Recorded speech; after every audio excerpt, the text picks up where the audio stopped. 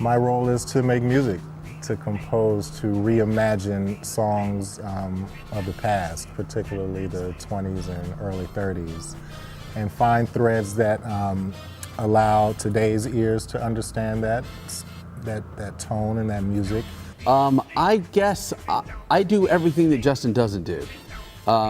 With regards to figuring out what the installation of the sound system is going to be and how all that's going to work, how the setup of the band is going to work. So a lot of it for me has been about providing context that isn't inherent in the play, but gives the audience sort of a little red cord to hold on to as they go through the piece. And then this music it really is great. You know what I mean? It's a real moment in time. We haven't heard anything like it since, and there was nothing like it before. You know, it has not been regenerated at all. And that was attractive to me. We wanted to also choose music from the period from a character's point of view to be able to help tell the story rather than it just being a random great song from the period, so that each time there's a music choice in the play, it informs either what's happening societally at that point in time or what's happening with those characters in particular, or situations where a character like Irene, who sings songs in the first half, commenting on what we have just seen or where we're going to go in the play. We had to think of the thing as like a full score, like you're scoring a movie. And so there are aspects of it that we found that were obviously going to fall to me to do.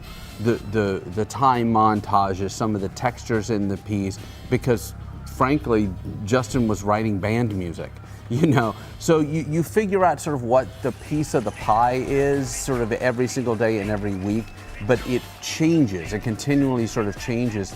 And it's a lot about communication. You know, we were in the rehearsal hall right at the table together, and so we'd try something and he'd have a suggestion and I'd have a suggestion, and you're just sort of constantly bouncing things back and forth. But we knew so much about each other's aesthetic going into it that we didn't have to have a ton of conversation about what we were going to do. It was throwing something out and letting each of us react to it and go, hey, what if we did this in relationship to that piece of music? You know, it was really organic in that way, you know, and easy. The whole piece is a memory play, clearly, because we're looking back, right?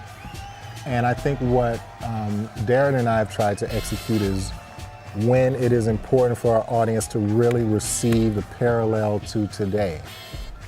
And when is it a memory for our characters and us as well, but just to be really, really, really clear in that.